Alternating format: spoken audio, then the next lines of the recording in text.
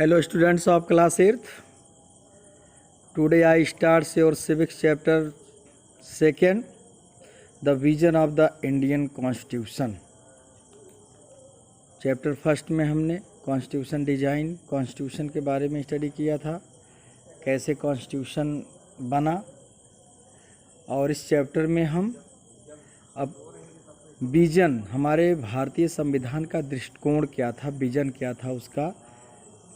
तो big idea, secularism and the Indian constitution, fundamental rights, fundamental duties, news maker. The term secularism was coined by, मतलब जो term secularism है जिसका मतलब होता है धर्मनिरपेक्ष, मतलब without any religion discrimination, by British writer George Jacob Holyoake 1817 to 1906। In 1851 में इन्होंने दिया था term. Vision and values of the Indian constitution. Constitution तो क्या है? Number 1 secularism and the Indian constitution. Second fundamental rights, means right to equality, right to freedom and right to freedom of religion, right against exploitation, cultural and educational right, right to constitutional remedies। तो ये 6 हमारे main fundamental rights हैं। Fundamental duties, अगर हमको right constitution ने हमें अधिकार दिए हैं तो हमको कर्तव्य भी दिए हैं कि हमको ये करना चाहिए। क्या है? Abide by the constitution, respect the national flag and national anthem, maintain peace and promote harmony, value and preserve our rich heritage। Heritage मतलब जो हमारी सांस्कृतिक विरासत हैं उसके को हमें प्रिजर्व करना चाहिए, हमें उसकी वैल्यू देना चाहिए। And protect natural environment and wild life.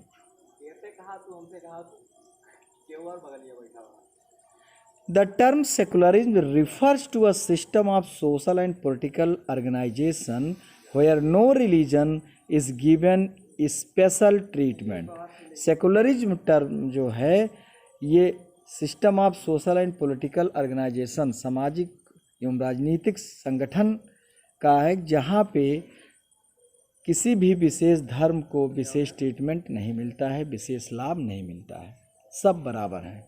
धर्म के आधार पर कानून की नज़र में सब बराबर है, सभी धर्म के लोग।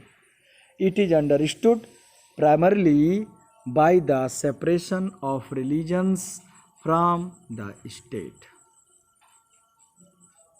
Understood primarily by the separation of religion from the state, मतलब स्टेट से सेपरेशन ऑफ रिलीजन, धर्म का सेपरेट अलग करना। Secularism and the Indian constitution, this heading धर्मनिरपेक्षता और भारतीय संविधान हमारा कैसे इसमें उसको प्रावधान को दिया गया है।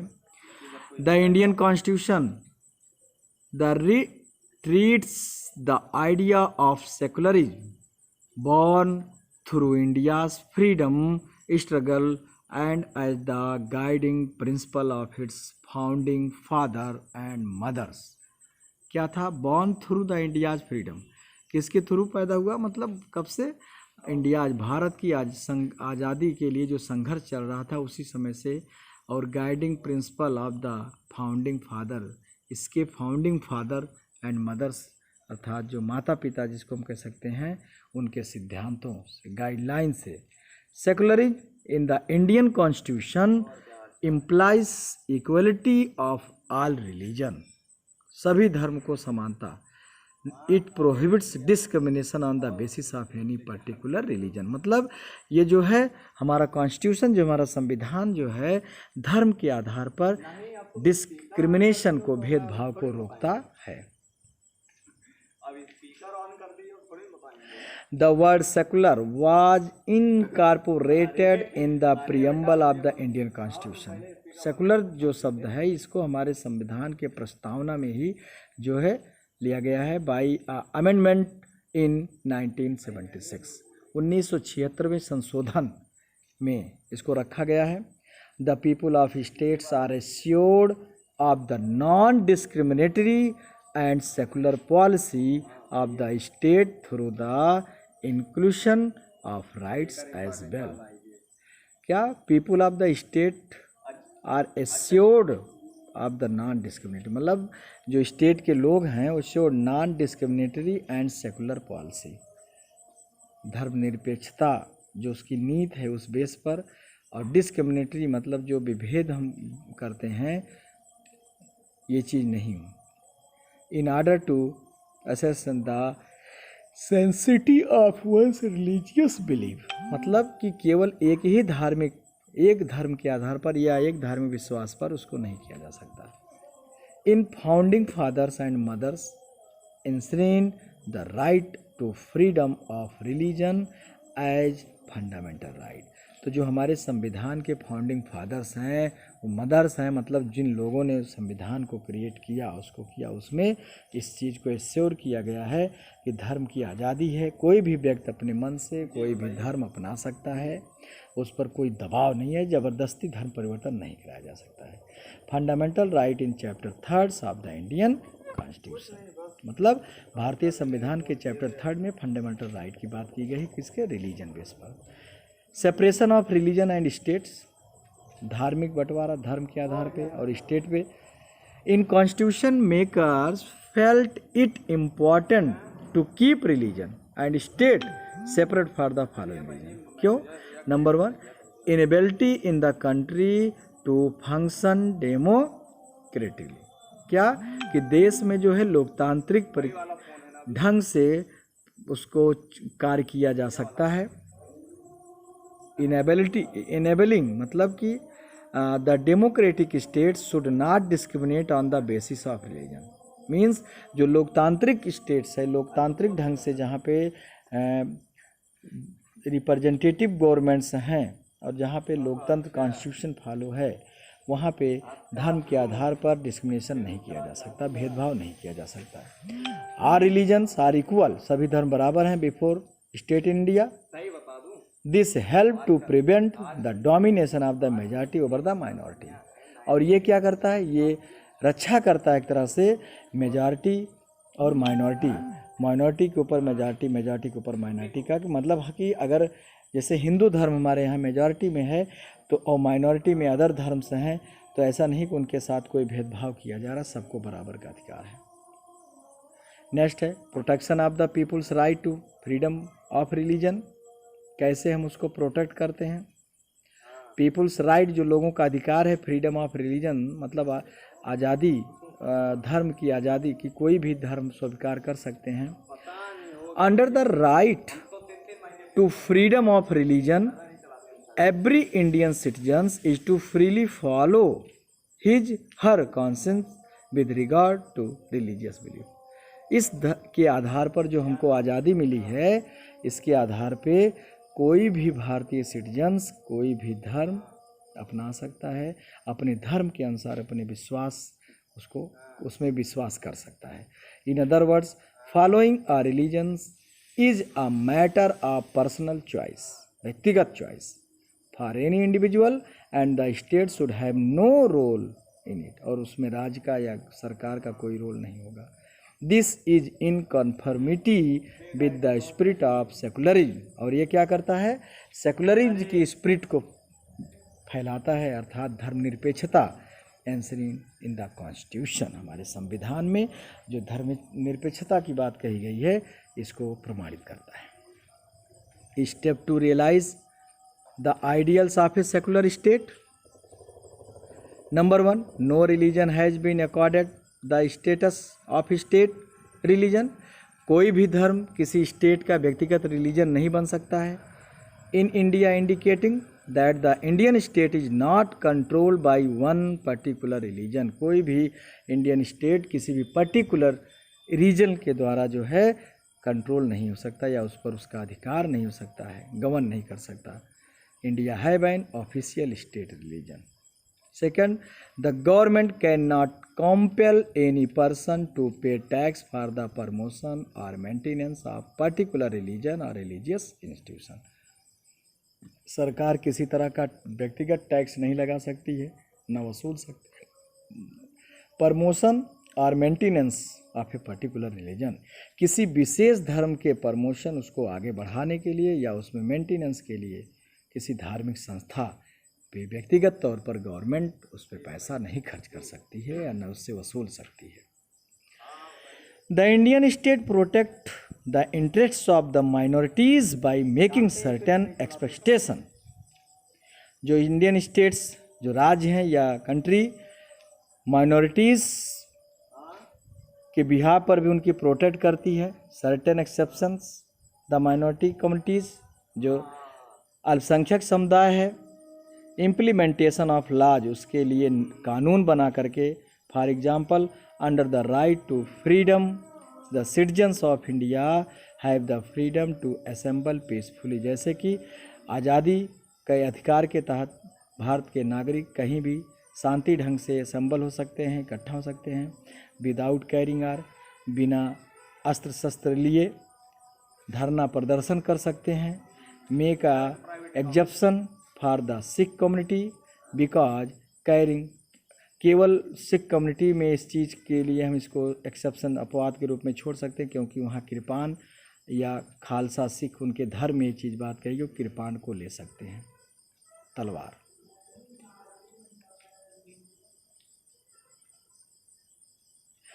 Thus, the Indian secular state works in various ways to prevent religion, prejudice और discrimination।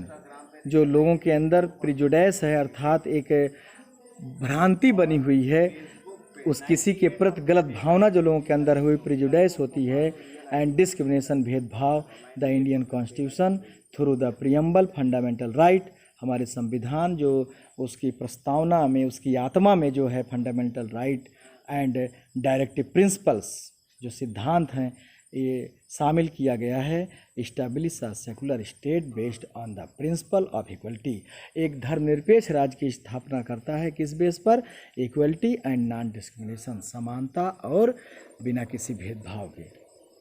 Fundamental right, the fundamental right enshrined in the Indian Constitution, number 1 equality, right to equality, article 14 to 18 संविधान में हमारे 14 से 18 के बीच में fundamental right provide किया गया है, मूलभूत अधिकार। Number 1 establish the rule of law as an important elements of the Indian constitution, rule of law. Second, the state can not discriminate against a citizen on ground of religion, कोई भी राज्य या कोई चीज़ है किसी भी नागरिक को डिस्क्रिमिनेट नहीं कर सकता बेस पर, रिलीजन के बेस पर, sect, caste, sex, public places, place of birth, इस आधार पर भेदभाव नहीं कर सकता। Every citizen has access to public places maintain wholly और partly out of the state fund, कोई भी व्यक्ति कहीं भी आ जा सकता है पूरे देश में, कहीं भी रह सकता है पूरे देश में, कोई भी भाषा बोल सकता है। The state cannot discriminate against anyone in matter relating to employment, और ये भी एक एम्प्लॉयमेंट के तौर पर, अर्थात उसको जॉब के लिए वो पूरे देश में कहीं भी जॉब कर सकता है जा कर के, भेदभाव नहीं हो सकता, जैसे कि तुम उत्तर भारतीय हो, तुम नॉर्थ हो कि ईस्ट हो, कहाँ से आए हो, किस स्टेट से, ऐसा नहीं, जैसा कि कभी कभी देखने को मिलता है। कभी हम सुनते हैं महाराष्ट्र कहता है कि बिहार और यूपी इनको भगाओ यहाँ से, कभी ऐसा, तो ऐसे। However this exclude the special provision made for the weaker section of society, समाज के गरीब तबके के लोगों के लिए भी इसके लिए जो है बनाया गया है, including the schedule caste, schedule tribes and other backward classes.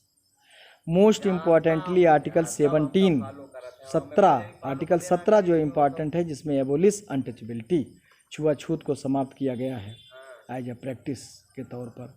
It has been declared an offence, इसे एक अपराध घोषित किया गया है, पनिशेबल बाई लॉ, कानून के द्वारा उसको दंडित किया जाएगा।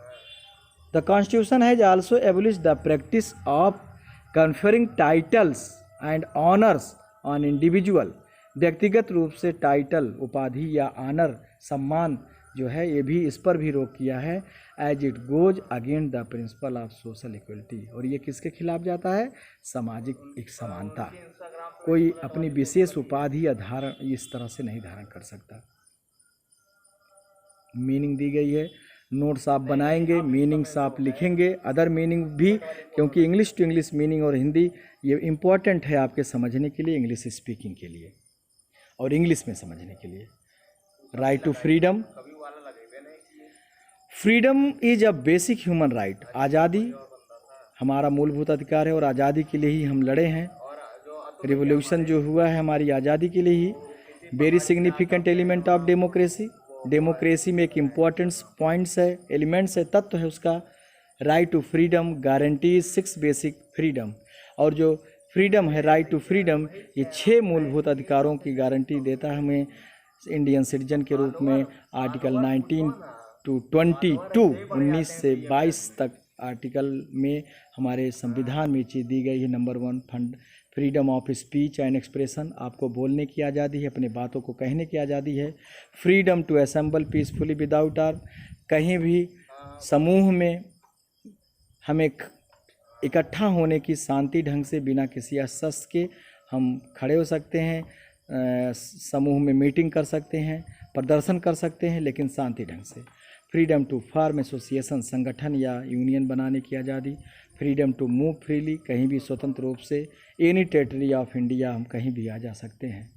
Freedom to reside and settle, घर बना सकते हैं in any parts of the country. लेकिन कश्मीर में ऐसा नहीं था, चूँकि वो एक स्पेशल स्टेट था।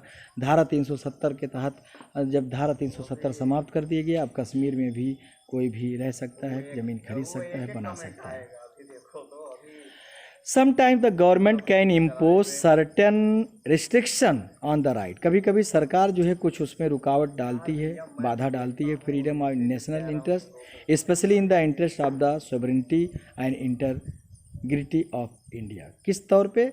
सोवरेनिटी एंड इंटी, हमारी एकता अखंडता जो है, और जो हम द्विपक्षीय वार्ता कहते हैं कि हमारा इंटरनल मामले में किसी दूसरे का हस्तक्षेप नहीं है, उसमें हम स्वतंत्र हैं। The security of the state, राज्य की security. Friendly relation with foreign state, विदेशी राज्यों से जो है मित्रतापूर्ण व्यवहार। And public order. However the right to protection of life and personal liberty, life to protection, जीवन की रक्षा की गारंटी और व्यक्तिगत आज़ादी, व्यक्तिगत छूट can not be suspended even during the proclamation of an emergency, और इमरजेंसी के दौर में भी इसे सस्पेंड नहीं किया जा सकता, निलंबित नहीं किया जा सकता, जबकि इमरजेंसी के दौर में ये अधिकार जो है हमारे छीण हो जाते हैं, डिनाइड हो जाते हैं। The right to freedom also include some importance limitation, उसकी कुछ सीमाएँ हैं upon the government which are followed. No person can be deprived of his or her personal liberty or his or her life except according to procedure established by law. ऐसा नहीं कि हमको आज़ादी की छूट मिली है, व्यक्तिगत लिबर्टी मिली है तो हम उसका दुरुपयोग करें, ऐसा नहीं है। A person who is arrested will have to be told the reason for such arrest, जो व्यक्ति अरेस्ट किया जाता है, गिरफ्तार किया जाता है, तो उसको भी रीजन देना होगा उस गिरफ्तारी के कारण का। The arrested citizen must be brought before the nearest magistrate, अगर गिरफ्तार कोई किया जाता है तो उसको पास के मजिस्ट्रेट के सामने पेश किया जाता है with in 24 hours of his arrest, his or हर उसके अरेस्ट करने के 24 घंटे के अंदर। If arrested the person has the right to defend, अगर उसको बचाव का अधिकार है, हिमसेल्फ, स्वयं, हर सेल्फ, मेल या female, by consulting and engaging lawyer, या खुद जो है वकील करके।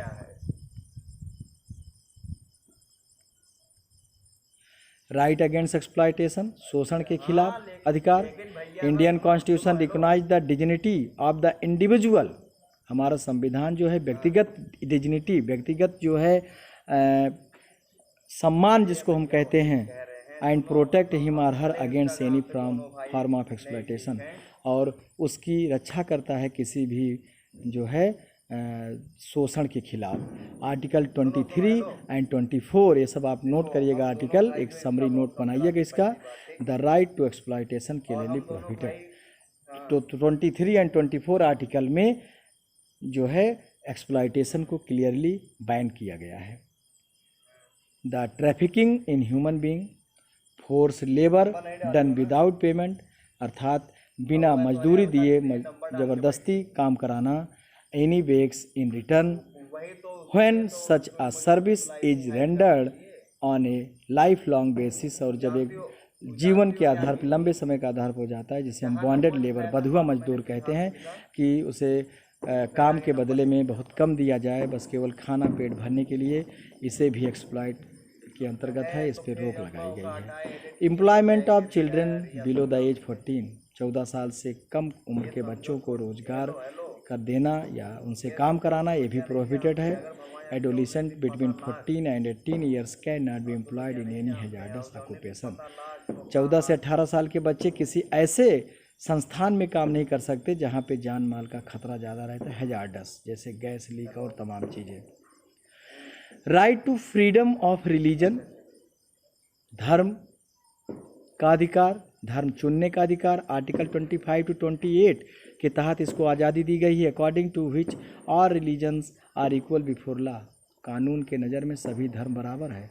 Every person has the right to profess, practice and propagate, कोई भी व्यक्ति कोई भी धर्म स्वीकार कर सकता है, उसका प्रचार प्रसार कर सकता है और उसको अपने यूज में ला सकता है अपने विश्वास के आधार पे। Every religious community has the right to establish institution, प्रत्येक धार्मिक समुदाय को यह राइट है कि वो अपना कोई संस्थान, रिलीजियस संस्थान चैरिटेबल पर्पस के उद्देश्य से स्थापित कर सकता है and manage it affairs. No citizens can be denied admission in any educational institution, कोई भी व्यक्ति जो है, किसी भी व्यक्ति को हम किसी भी संस्थान में एडमिशन लेने से रोक नहीं सकते। Manage and aided by the state on the basis of religion, caste, race, किसके आधार पर? धर्म के आधार पे, कास्ट के आधार पे, रेस के वर्ण के आधार पर हम उसे डिनाई नहीं कर सकते। हर किसी को बराबर का अधिकार है, कहीं भी कोई एडमिशन ले सकता है, पढ़ सकता है। The constitution prohibit the impartings of religion instruction in school run by the state or receive aid from the state, जो स्टेट के द्वारा चलाया जा रहा हो या स्टेट के द्वारा उसको ग्रांट मिली हो, एड मिली हो, इसमें किसी भी धर्म के आधार पर हम रिस्ट्रिक्शन नहीं कर सकते। कल्चर एंड एजुकेशनल राइट, और ठीक है आप, India is a land of multiple languages and diverse culture, बहुभाषा विविधता वाला देश है। In order to protect minorities and maintain the diversity, the constitution provide a cultural and educational right, हमारा संविधान कल्चरल, सांस्कृतिक और शैक्षणिक अधिकार देता है। These rights address the concern of minority communities. Every sections of the Indian population has the right to conserve their script, language and culture, सबको अपना अधिकार है कि हम अपनी भाषा, अपने स्क्रिप्ट, अपने कल्चर को कंजर्व करें। Admission to any educational institution founded by the government, सरकार के द्वारा जो स्थापित हो ऐसे संस्थानों में, can not be denied on the basis of religion, caste, language. Every section of society है right to establish and administer educational institution, समाज के सभी वर्ग को अधिकार है को प्रशासनिक एजुकेशनल व्यवस्था को स्थापित कर सकता है। राइट टू कॉन्स्टिट्यूशनल रेमेडीज, संविधान संशोधन, in order to ensure the citizens rights are respected by the state, the constitution has provided the right to constitutional remedies, article 32। This itself is a fundamental right and make other rights effective by the virtue of its right. Virtue means quality, good. Citizens are empowered to approach Supreme Court. नागरिकों का अधिकार दिया गया है को supreme court में approach कर सकता है या एनी हाई कोर्ट्स और अदर कोर्ट्स में, if she thinks any of his fundamental rights have been violated by the state. अगर उसके अधिकारों का स्टेट मतलब सरकार के द्वारा या देश के द्वारा हनन हो रहा है तो कोर्ट का शरण ले सकता है। Supreme courts and the high courts have the power to issue directives, order और writs for the enforcement of the fundamental rights.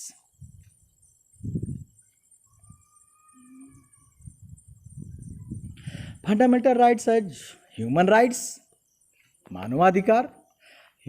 Fundamental rights draw from the Universal Declaration of Human Rights adopted by the United Nation. किसके द्वारा? संयुक्त राष्ट्र के द्वारा मूलभूत अधिकार जो है एक universal Declaration of human right, मानवाधिकार को अडॉप्ट किया है संयुक्त राष्ट्र ने।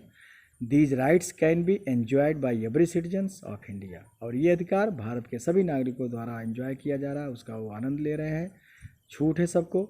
The belief under the penning human rights is that every human being must have some basic rights to lead the dignified life, to live up his or her potential the best possible except Universal Declaration of Human Rights UDHR।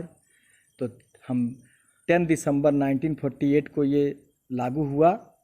The पैलेसिस day चैलियोट Paris में, तभी से हम every year human rights day मनाते हैं 10 दिसंबर को। मानवाधिकार, इसको पढ़ लीजिएगा आप।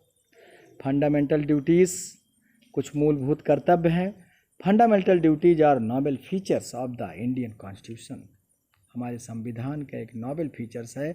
Originally the constitution of India did not contain the fundamental duties, however it was felt that the relation between the people and the state is respectful.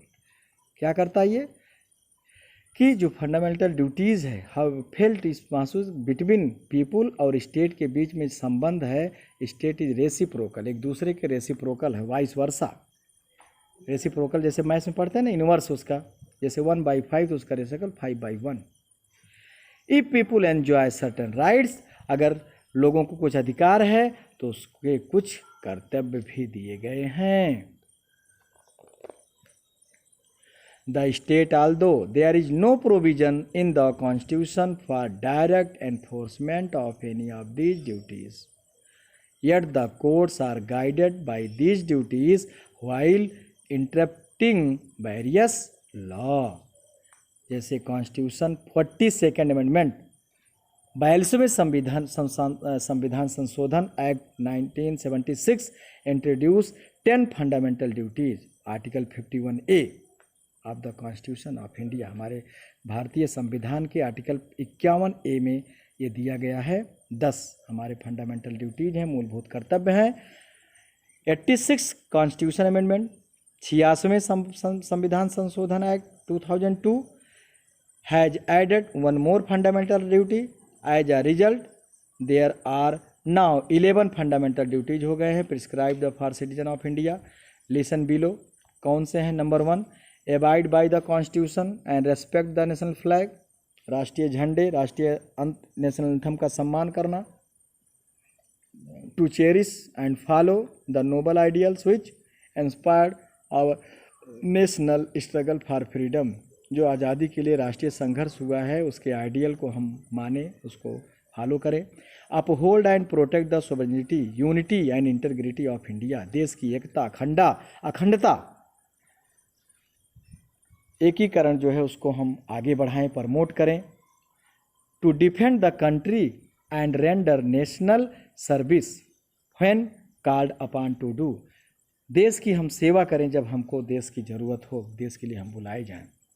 To promote harmony, एकता and spirits of common brotherhood, भाईचारे की भावना among the people of India, transcending religious, भाषा के, धर्म के, linguistic, भाषा के आधार पे, धर्म के आधार पे, रीजनल, क्षेत्रीयवाद एंड सेक्शनल डाइवर्सिटीज, जो हमारे सामाजिक विभिन्नता है। And to renounce practice the derogatory to the dignity of women, महिलाओं के भी सम्मान। To value and preserve the rich heritage of our composite culture, जो हमारी सांस्कृतिक विरासत है उसको भी हम प्रिजर्व करके रखें। Protect and improve the natural environment, अपने प्राकृतिक वातावरण को हम बचाएं, उसको सुधारें। Forest, lake, river, wildlife, जो नेचुरल चीज़ें हैं उसको हम कंजर्व करें। To develop the scientific temper, humanism, वैज्ञानिक मेथड्स मानवता and spirit of inquiry and reform. Inquiry means पूछताछ करना था, पूछने किसी चीज़ को जानने की बात। To safeguard public property and सब एब्ज्योर वायलेंस। पब्लिक प्रॉपर्टी जो सरकारी प्रॉपर्टी उसका हम रक्षा करें और वायलेंस हिंसा से बचाएं। To strive towards excellence in all sphere of individual and collective activity. व्यक्तिगत और सामूहिक रूप से उसको मिलकर काम करें। So that the nation constantly rise, जिससे राष्ट्र लगातार आगे बढ़े। हायर लेवल, उच्च लेवल पर endure and achievement. To provide opportunities for education by the parents और द गार्जियन। लोग बच्चों को पेरेंट्स गार्जियन के द्वारा शिक्षा का अपॉर्चुनिटीज़ हो लोग बच्चों को। Ward between age two 6-14 years, 6 से 14 साल के बच्चों जैसे फ्री एंड अनिवार्य एजुकेशन के तहत उनको मुक्त कर दिया गया है। फ्री एजुकेशन दी जा रही है बच्चों को, सारी चीज़ें सरकार के द्वारा प्रोवाइड की जा रही हैं। तो this is the summary of the chapter, there is like checklist and this is the end of chapter 2nd. I hope that you watch it, listen carefully, understand each point, each topics, and make notes, write word meanings, and solve question answer. And if you have any problem, then ask me, consult me. Always welcome. Thank you.